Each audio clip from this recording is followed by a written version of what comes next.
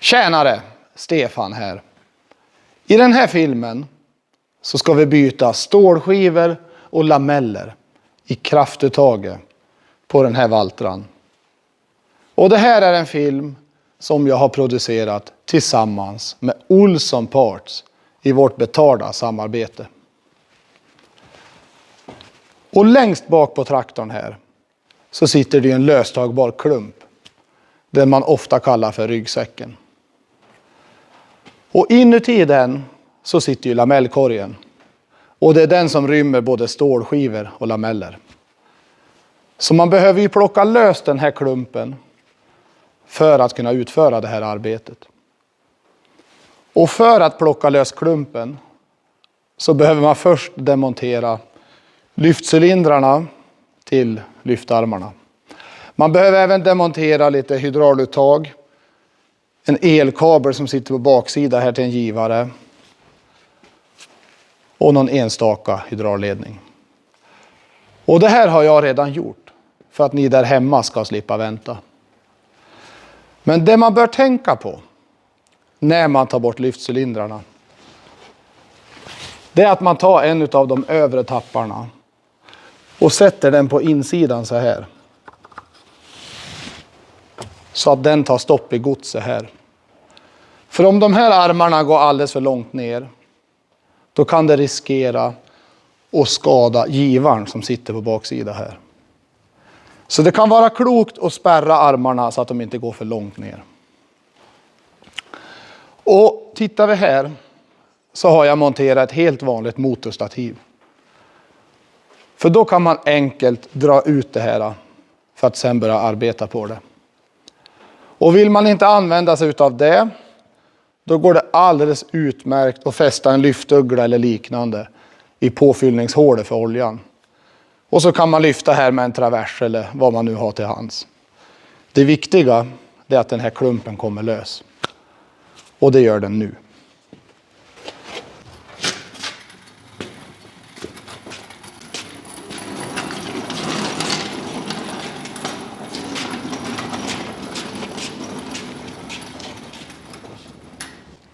Här så sitter lamellkorgen. Och för att komma åt den så behöver vi släppa skruvförbandet här och ta bort det här gjutjärnsblocket. Och här har vi ju växelaxeln. Det är ju här man väljer om det är 1000 varv eller 540 varv på kraftuttaget. Och den här axeln håller ju sitt läge med hjälp av en fjäderbelastad kula. Och drar man bara lös det här nu, då flyger de där grejerna all världens väg. Jag tror säkert att det är någon som känner igen sig. Jag är också med i den klubben. Ni vet, hålla på att leta efter såna där grejer. Nej, bättre saker kan man ha för sig. Så på ett enkelt sätt kan man förhindra att den där kulan far iväg. Och det är genom att man tar en hylsa till exempel. Som har rätt dimension här. Och så håller man i den och trycker in den samtidigt som man tar lös det här blocket. Och då låser man fast kulan. Ganska enkelt och spar massor med tid och svordomar. Så. Och med det sagt så sätter vi fart.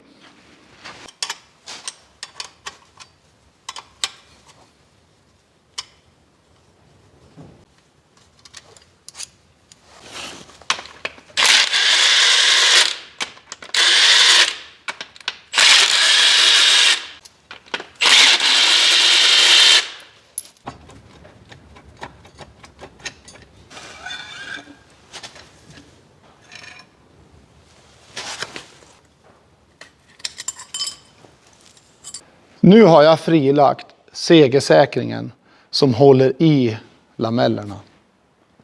Och om man vill så kan man nöja sig här. Man tar lös segersäkringen, nya lameller och stålskivor och sätter ihop igen. Det kan vara lite trixigt att få ihop det då det ligger lite i spänn. Man kan till exempel använda sig av de här gängade hålen, bygga någonting som kan trycka tillbaks det. Så att man får dit segersäkringen igen. Men jag tänkte vi skulle inte nöja oss här. Utan vi ska plocka ur den här axeln. Så vi kan kontrollera den bakre lagringen. Det sitter även kolvringar på den här axeln. Så jag vill kontrollera så att det ser bra ut. Och för att plocka ur den här så kan man behöva släppa på den här axeln och flytta fram den lite. För att sedan plocka ur den. Så att nu så ska vi hänga upp det här i motorlyft.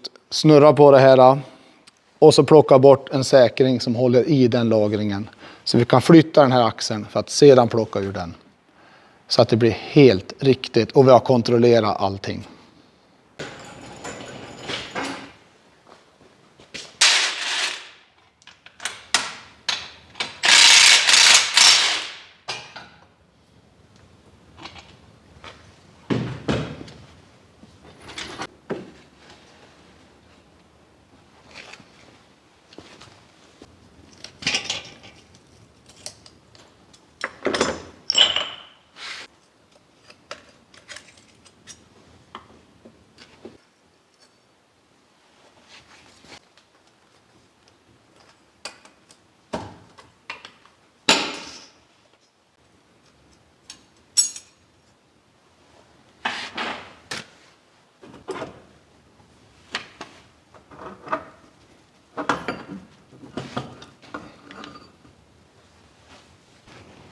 Nu när man har axeln lös så kan man kontrollera skicket på lagringen här.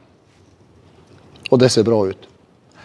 Man kan även kontrollera hur kolvringarna ser ut. De som sitter i änden på axeln. Och de ser också bra ut. Och det vi ska göra nu, det är att vi ska kolla skicket på lamellerna.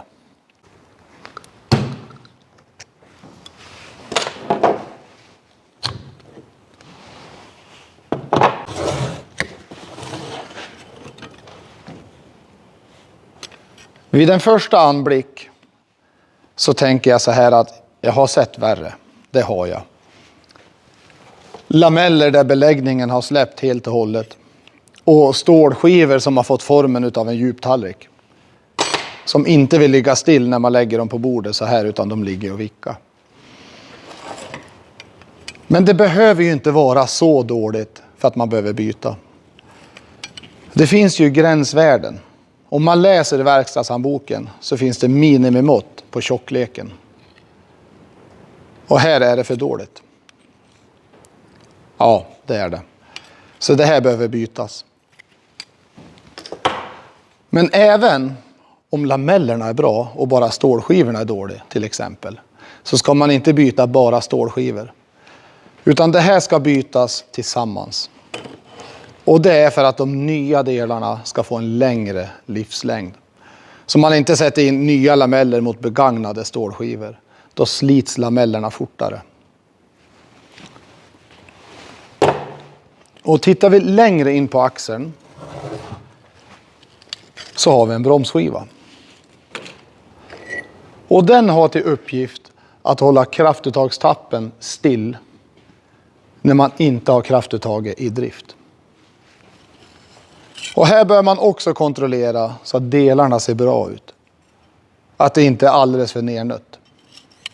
Och här tycker jag att det ser bra ut. Man bör även kontrollera de här kupolfjädrarna. För de ska ju ha en viss spänst. Och om man lägger dem på bordet så här och mäter på den högsta punkten så är minimimåttet 3 mm. Och det här klarar galant.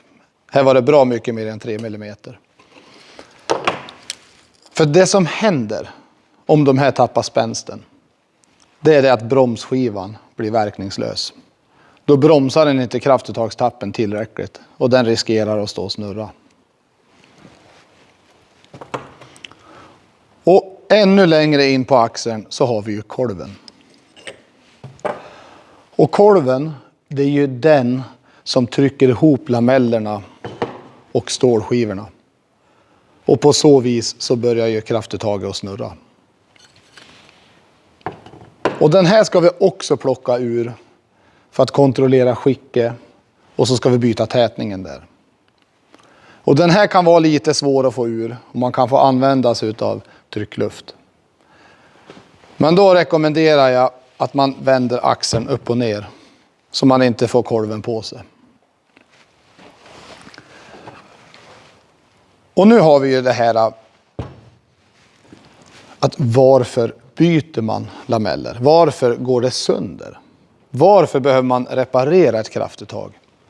Ja, ofta har det att göra med överbelastning.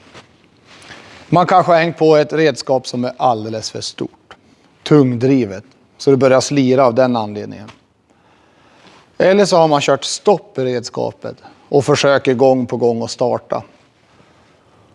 Och då är det ju lamellerna och stålskivorna som får ta den stora smällen. Sedan kan det ju även vara fel på oljetrycket. För att om vi tittar här mellan kolvringarna så går det in ett hål här i axeln. Som går vidare upp till kolven. Så här går det in oljetryck som påverkar kolven så att den pressar ihop ståldiskar och lameller. Och det trycket måste ju vara korrekt. Och är trycket på vägen dit inte rätt, då blir det att det slirar. Och det kan det ju även bli om det är så att det är en kolvring som har brustit. Eller att de inte håller rätt spänst. Då smiter oljetrycket förbi här och man får för lite tryck på lamellerna. Så det är lite saker att hålla koll på här. Och har man då ett lamellpaket där lamellerna har tappat beläggningen och stålskivorna är illa däran, då kan man ju misstänka att oljan inte är särskilt bra. Då är det väldigt klokt att byta olja och kontrollera sugsilen så att det inte hamnar massa skrot där. Och dit kommer vi så fort vi har satt ihop det här. För det jag ska göra nu är att jag ska ta och plocka ur kolven. Med kolven urtagen så kan jag konstatera att den ser väldigt bra ut. Det ser även väldigt bra ut på väggarna här i cylindern och axeln som kolven ska täta mot. För det är viktigt.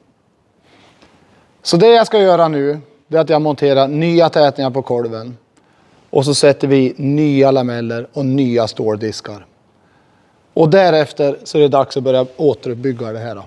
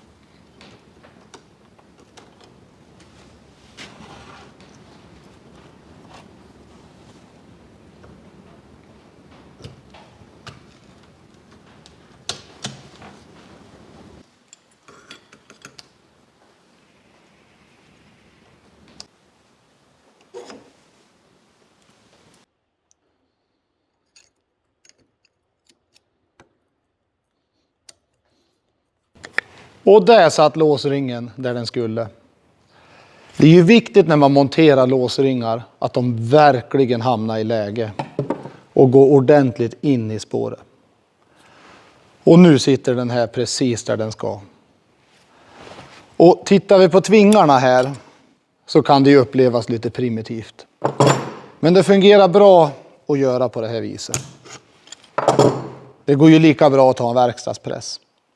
Det jag vill visa med det här, det är det att man inte alltid behöver de allra värsta grejerna för att utföra ett sånt här arbete. Det som är viktigt är att man vet vad man gör och att man tar det lugnt. Och det ska jag göra nu. För att så fort jag har monterat skyddet här uppe så ska jag sätta axeln på plats. Och då är det viktigt att man tar det försiktigt. Att man lirkar in lite försiktigt där det ska vara. Så att man inte förstör kolvringarna.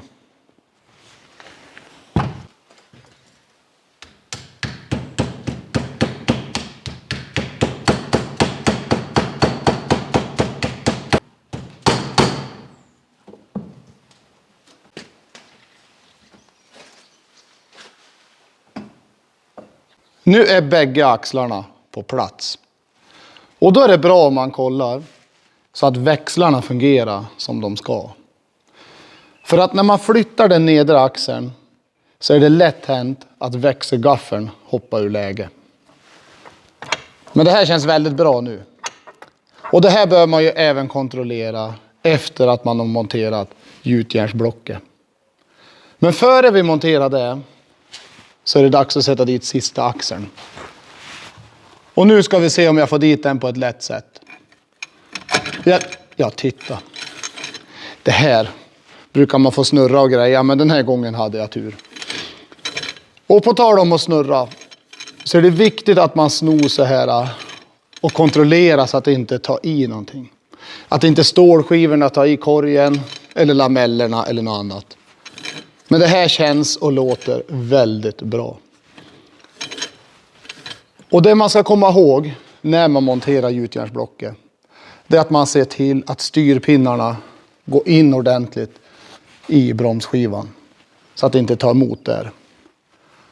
Så nu sätter vi dit det här blocket och så ska vi dra fast det med moment så att det sitter korrekt.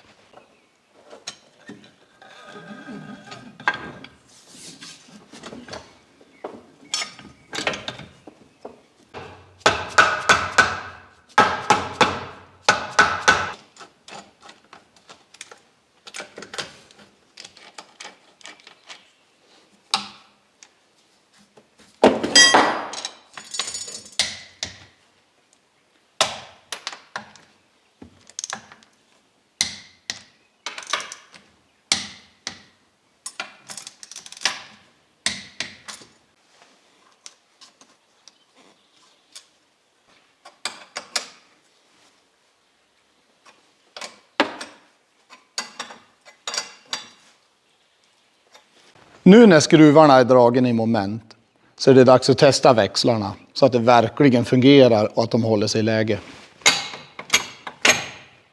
Ja, det här är precis som det ska. Och en sista sak att göra på den här sidan, det är att vi ska justera in lagerspelet på den här axeln. För den har ju koniska lager. Och där ska man ha ett visst lagerspel. Inte för mycket och heller inte för lite. Och för att justera in det här på ett korrekt vis så börjar man med att skruva bort låsningen till den här kronmuttern. Sedan så drar man åt muttern lite sådär lämpligt så att det tar stopp. Och nu är det dags att mäta med indikatorklocka. Och det kan vara lite lurigt ibland att mäta med en indikatorklocka direkt på en axel. Det kan vilja halka lite här på spetsen.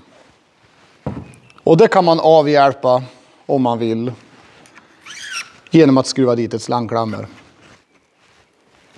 För då får spetsen lite bättre fäste.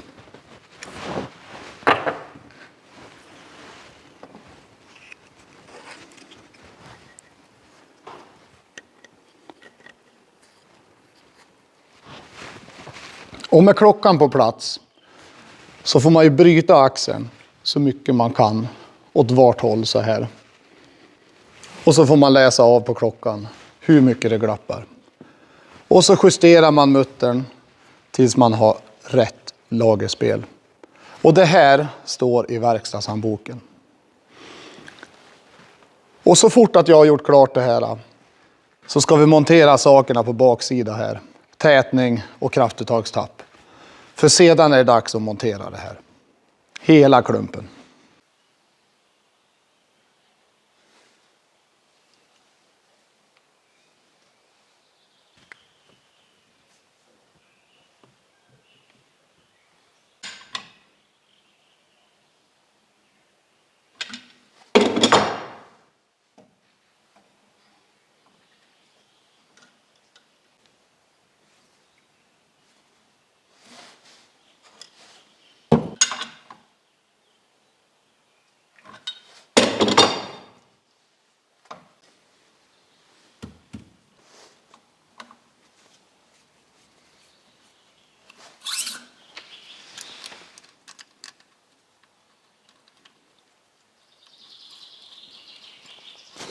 Nu är det injusterat och klart.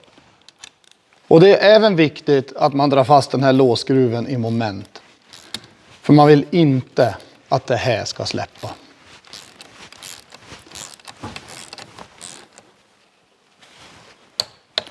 Så. Nu har det blivit dags att sätta dit tätningen till utgående axel. Och hållaren till den tätningen, den håller även lagret på plats. Och här är det viktigt att hålla reda på skimsen, så de inte ramlar ur sitt läge. Och det kan man avhjälpa genom att lägga lite fett på dem. Då håller de sig lättare på plats. Och man bör även vara noggrann med att se till att O-ringen som ligger här inne ligger kvar i sitt spår. Och man måste ju även förstås kolla så att den är i bra skick. Annars får man byta ut den. Så nu ska jag sätta tillbaka den här tätningen. Och sedan är det dags för tappen. Sen monterar vi det här.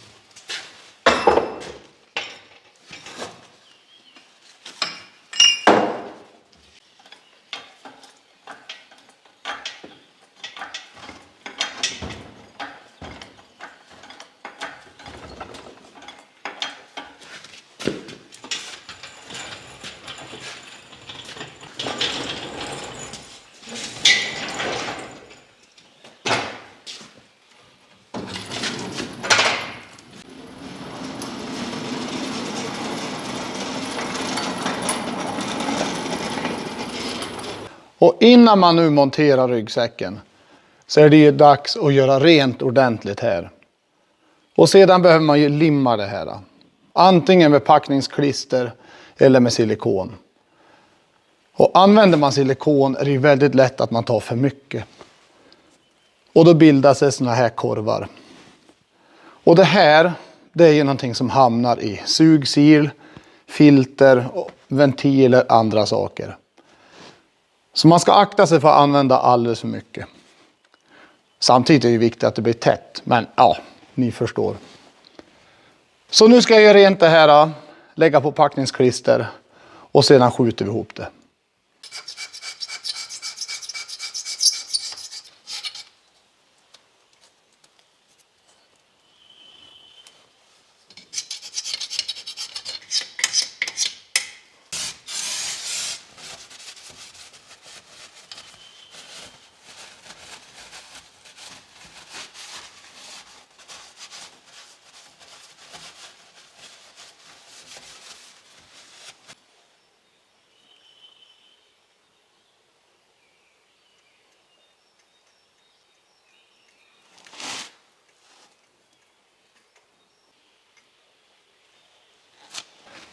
Nu är det klistrat och klart. Och vare sig man väljer klister eller silikon så finns bägge att köpa hos Olsson Parts. Och nu är det dags att rulla fram klumpen och sätta ihop det här. Och det kan krångla på så vis att det tar stopp i axeln här. Och då får man dra ut och så snor den en aning. Alltså vrida den lite grann och så försöka igen. Så att det kliver i sprinesen.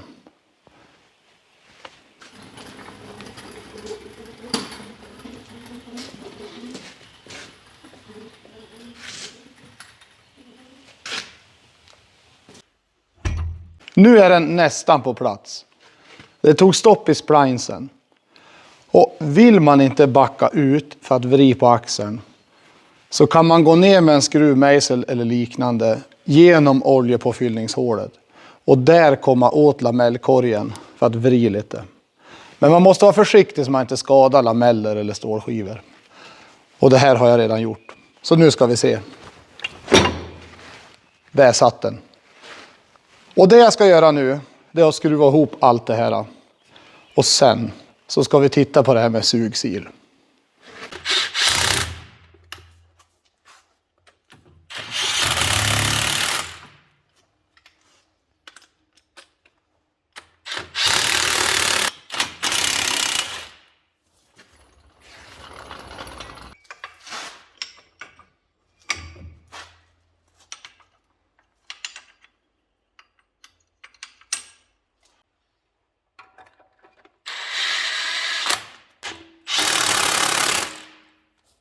Nu så är nästan allting här bak monterat. Det som är kvar, det är hydrauluttagen. Men innan jag monterar dem så passar jag på att byta andningsfiltret.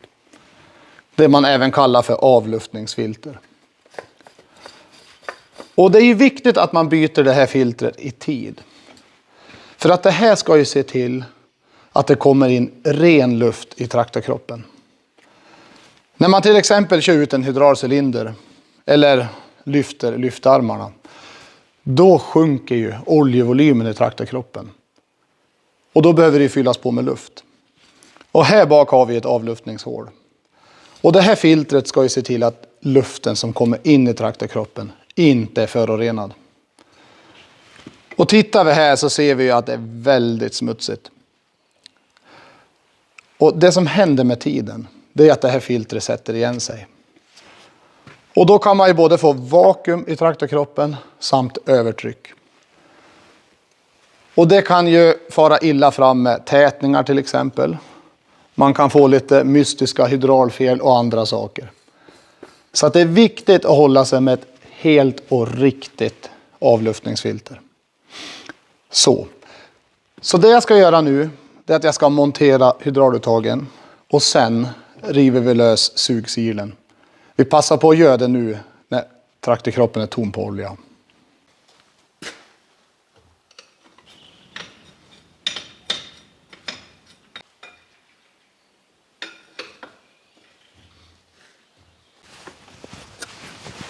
Det var det sista röret. Och det som är att göra nu, det är att plocka ur sugsilen.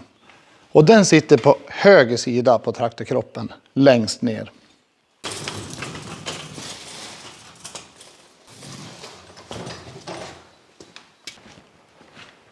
Och här har vi sugsilen.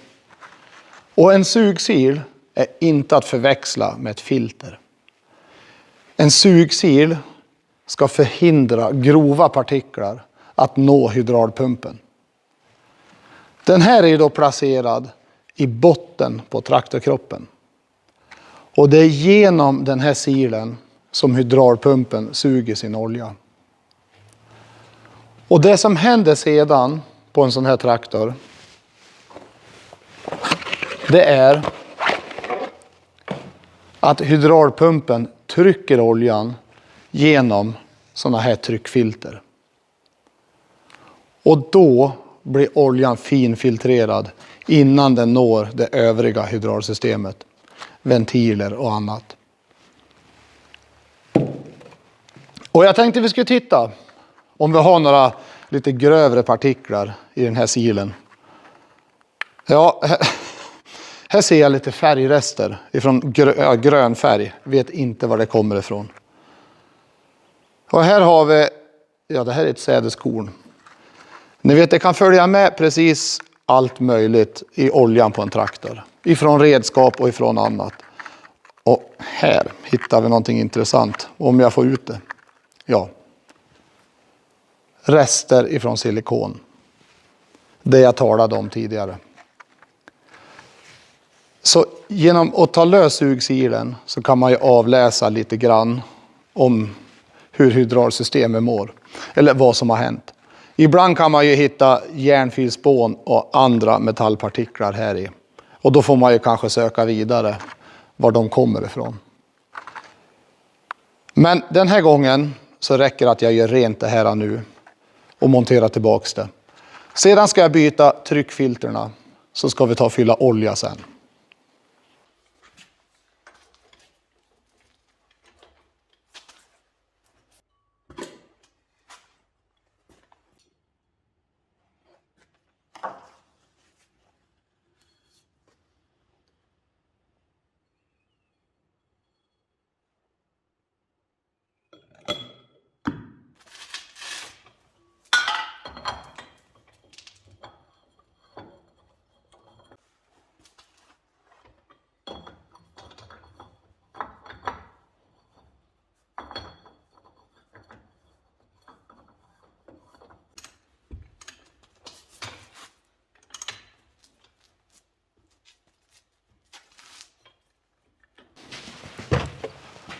Och med filterna på plats så är det dags att fylla i olja. Och man måste se till att man fyller i rätt typ av olja. Och det är för att snabbväxlar och lameller i kraftuttag och annat ska fungera som det ska. Så rätt typ av olja. Och sen ska man heller inte överfylla. För då är det risk för följdskador.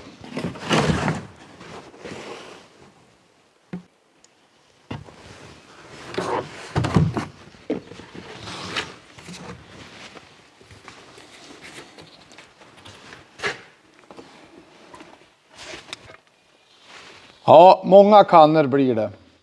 Och det här, det var den sista. Nu så har vi rätt oljevolym i traktorn. Och det som är att göra nu, det är ju att provstarta. Och när man provstartar efter en sån här operation så måste man ju lyssna efter missljud. Kolla efter läckage. För man har ju släppt ganska många ledningar här. Och sedan är det klokt att köra funktioner, alltså hydraulfunktioner, för att få ur luften ur systemet. Och när man har gjort det, då är det ju lämpligt att provköra kraftuttaget. Kolla så att växlar går i som det ska och kolla så att det snor som det ska. Och även att det står still så att bromsen fungerar. Och sen så är det ju bara ut och köra. Och tänka sig för så att man inte överbelastar det så man behöver göra det här en gång till.